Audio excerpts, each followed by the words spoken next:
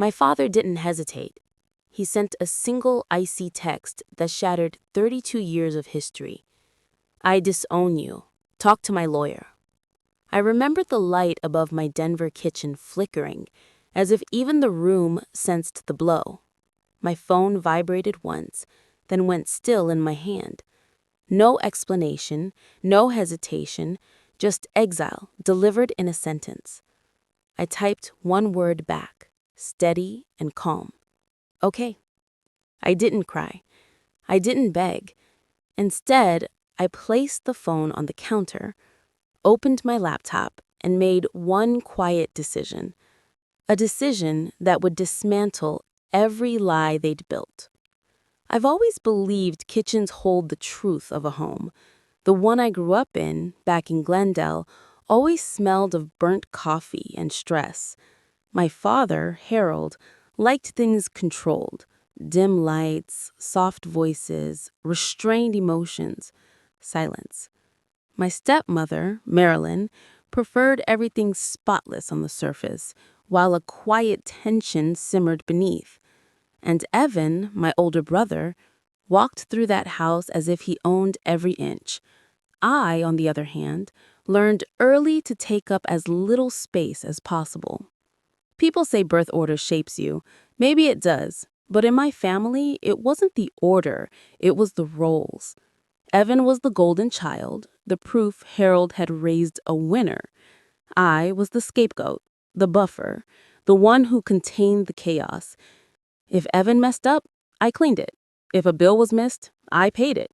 If Harold raised his voice, somehow it was always my fault. By the time I left for college, I thought distance would fix something. It didn't. If anything, it made me more useful.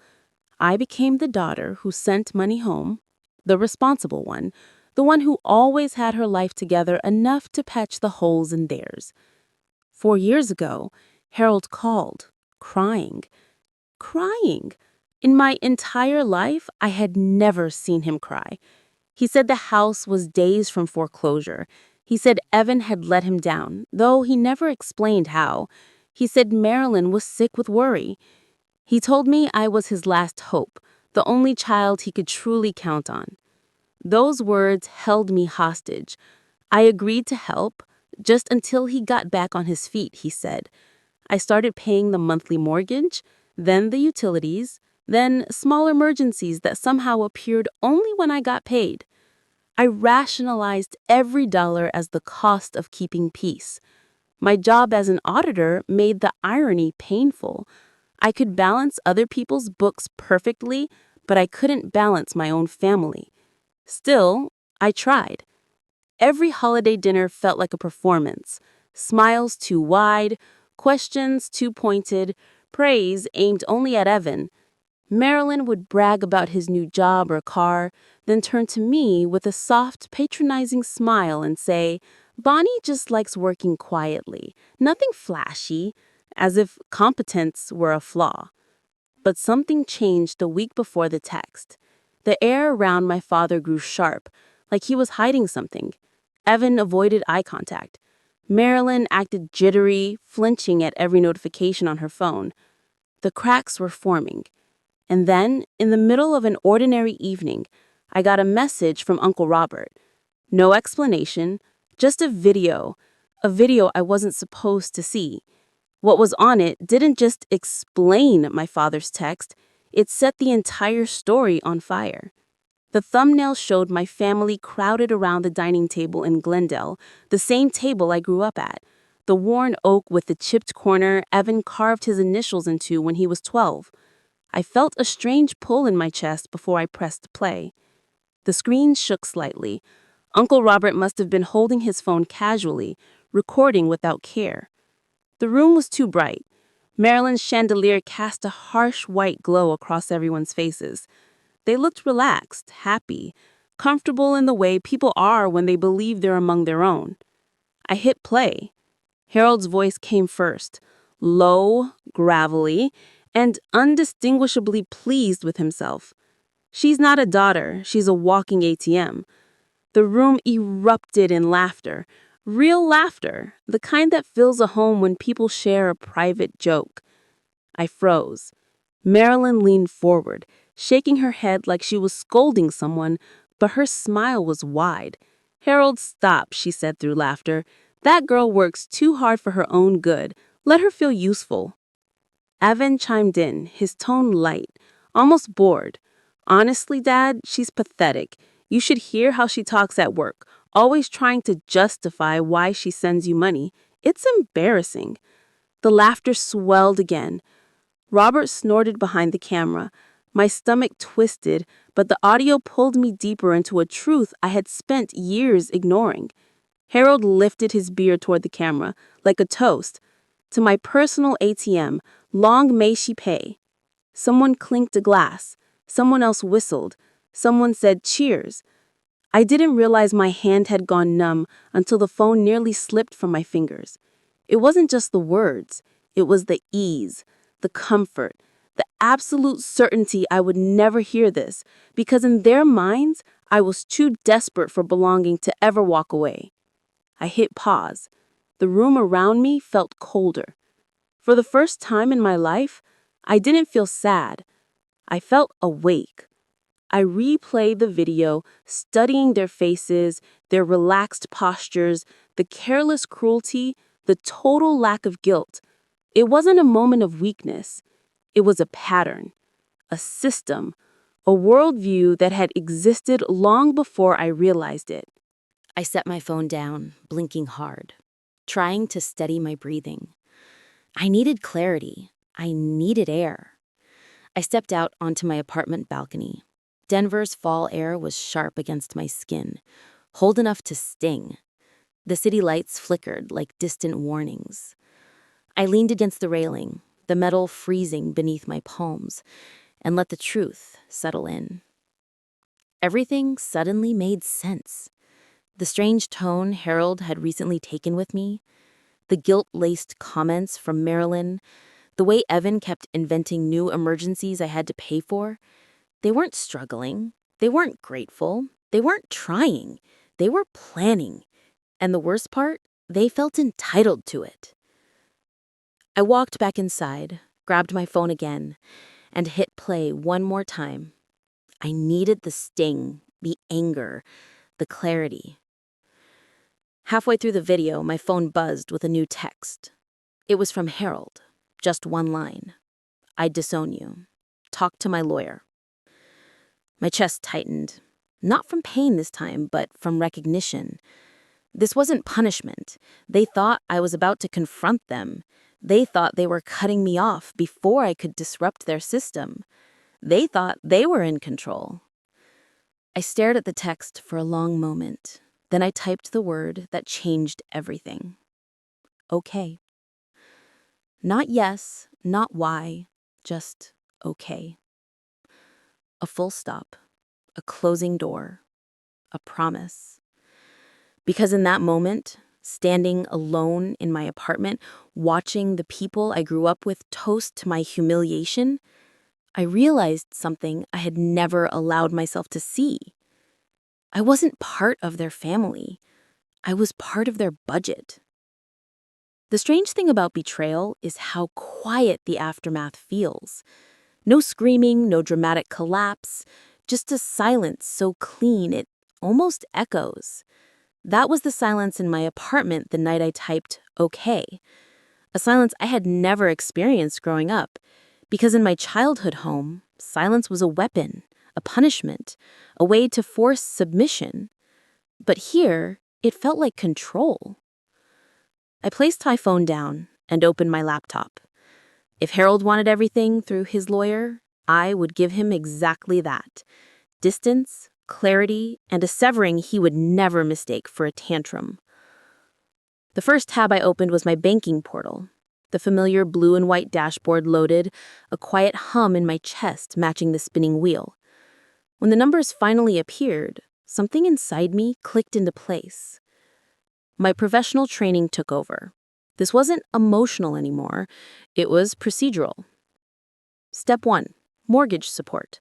4 years, 48 months, every payment made on time, like clockwork. I hovered over the automatic transfer listing me as the sole payer and clicked cancel. A small confirmation box popped up. Are you sure? I exhaled slowly.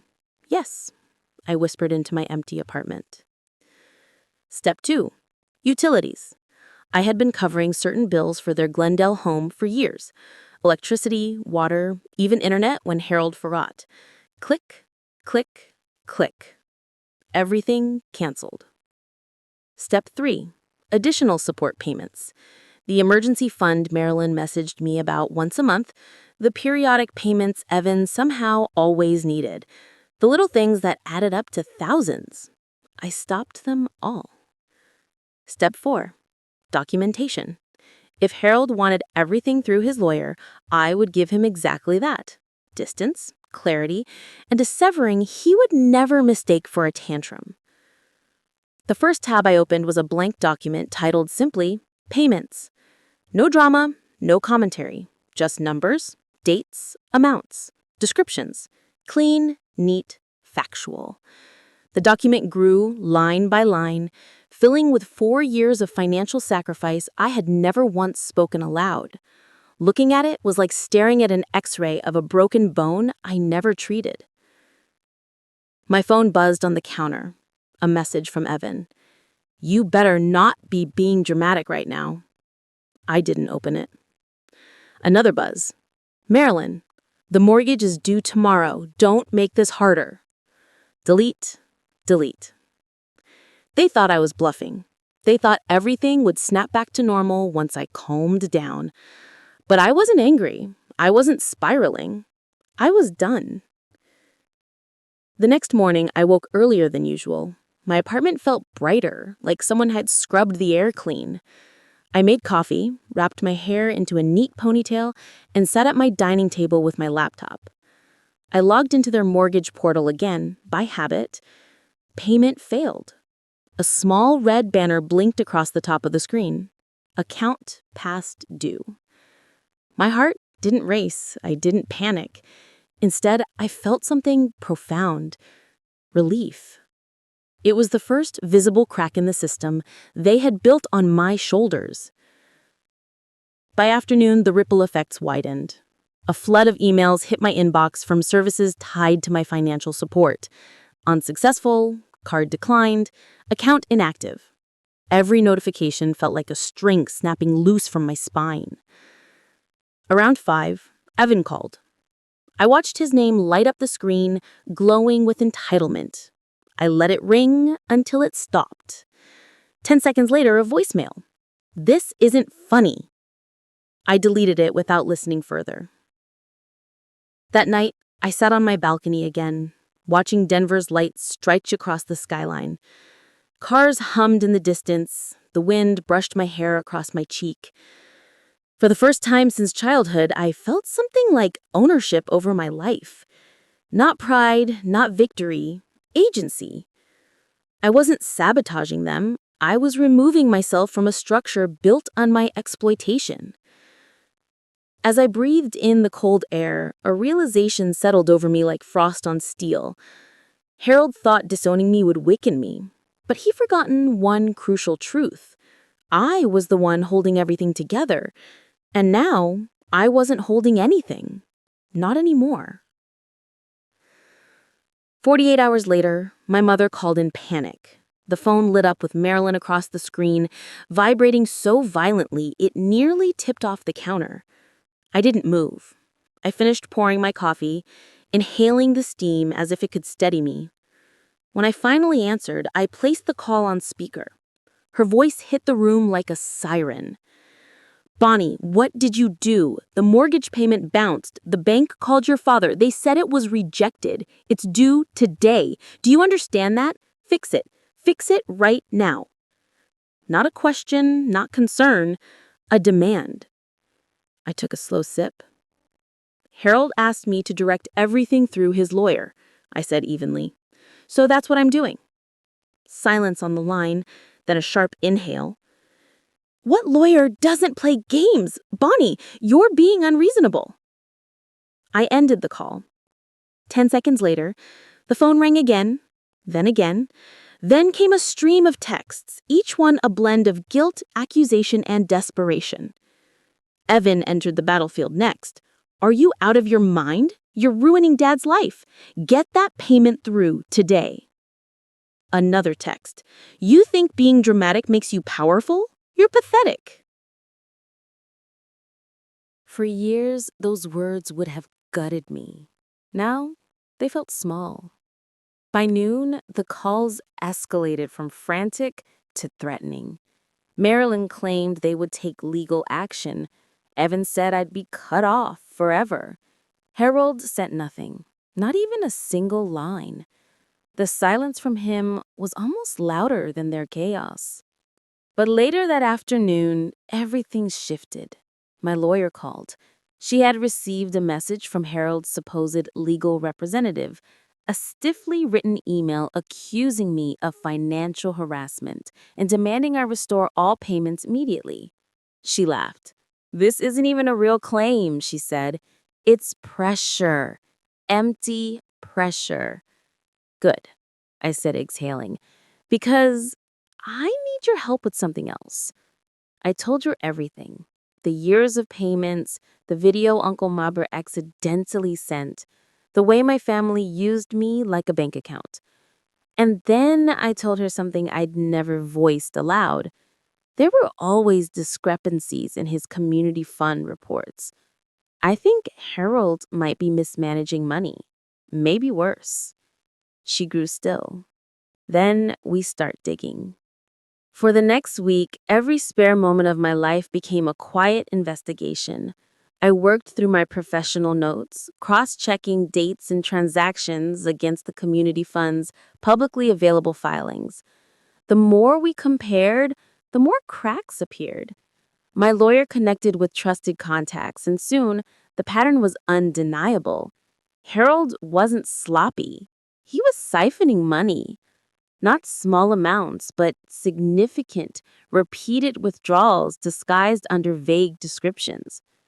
But the unraveling didn't stop there.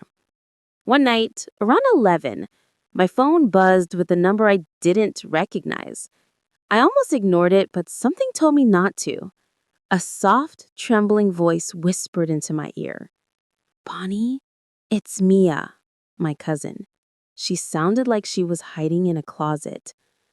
I saw the video, and I need to tell you what happened to me. My breath caught. She told me everything.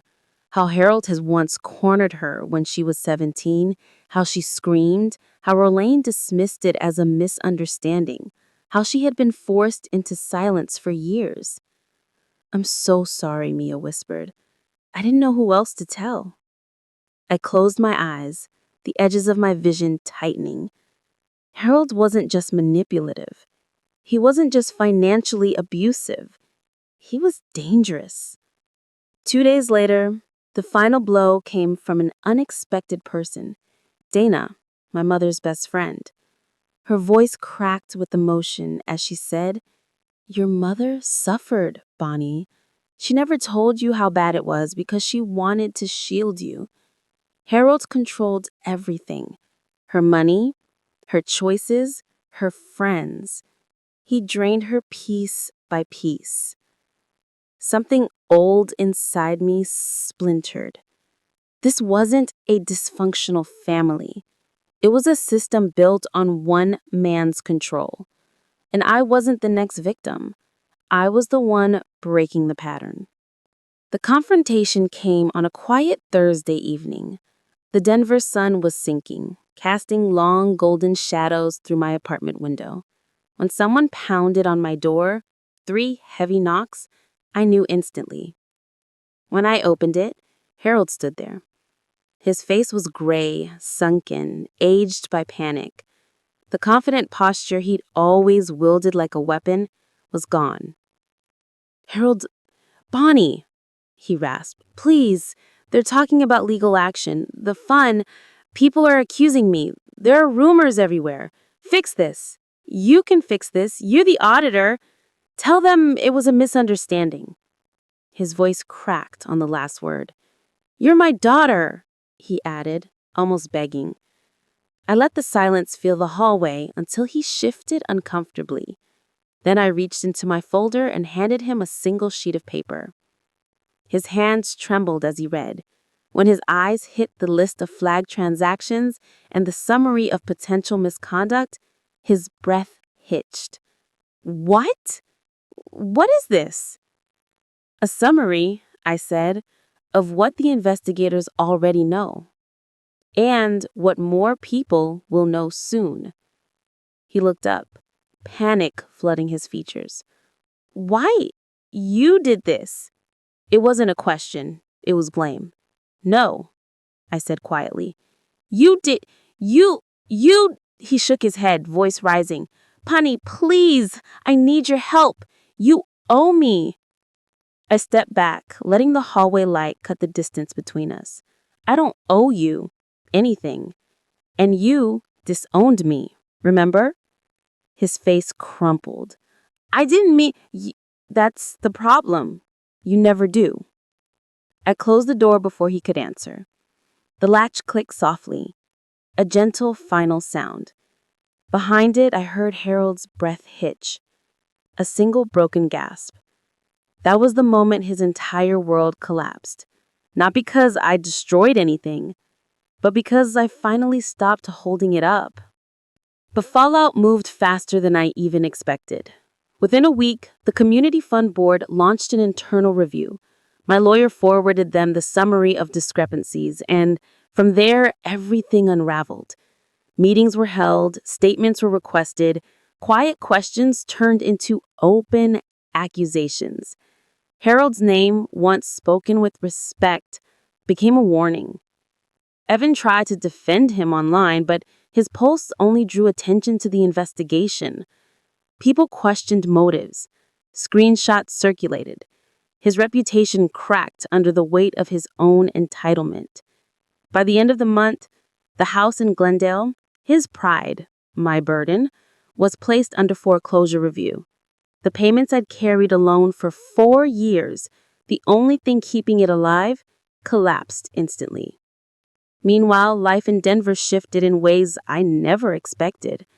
My boss pulled me aside after a major audit and offered me a promotion, saying she'd never seen someone handle personal pressure with such clarity. I walked out of her office with a title that finally reflected the work I'd been doing all along. One evening, standing on my balcony, I looked over the city lights and felt a quiet truth settle in.